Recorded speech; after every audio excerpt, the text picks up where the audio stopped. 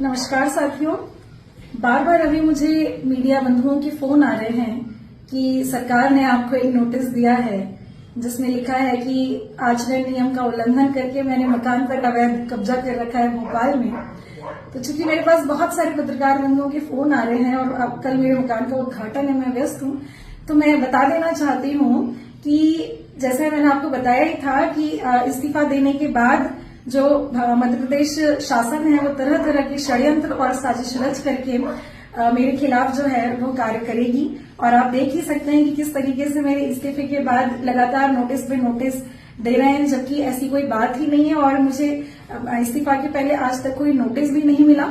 और इस संदर्भ में यही कहना चाहूंगी कि मेरा जब ट्रांसफर नवंबर में भोपाल से छतरपुर हुआ तो मुझे 4 महीने तक छतरपुर पर आवास आवंटित ही नहीं हुआ। मैं अपने परिवार के साथ रेस्ट हाउस में रहती थी, तो ऐसे में जब 4 महीने तक मेरा 4.5 महीने तक जब आवास नहीं था तो मेरा सामान कहाँ रहेगा। तो मेरा सामान जहां मेरी उसके पहले की पदस्थापना थी उसी घर में रहेगा। तो मेरा सामान इसलिए भोपाल में रखा था। अब जब मुझे छतरपुर में मेरा मकान अलॉट हुआ तो हम अपना सामान लेकर के जा रहे हैं, लेकिन अब तो मैंने इस्तीफा ही दे दिया है, तो अब तो इस मकान का कोई प्रश्न ही नहीं है।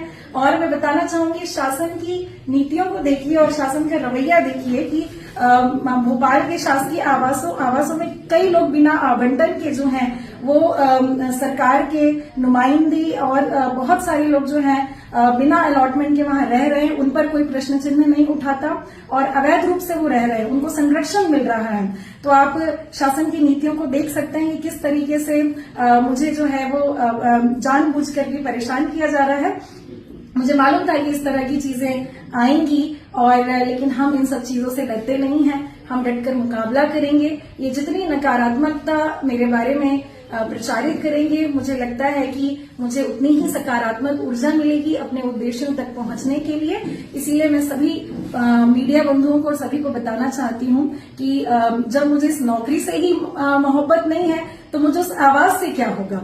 तो मैं वो आवाज तो खाली कर ही दूंगी अपने इस कार्यक्रम के बाद। तो ये सरासर जो है ये सरकार का जो है ये तानाशाही रवैया है और तानाशाही पूर्ण ये पत्र है और इस तरह के पत्र और आगे आते भी रहेंगे।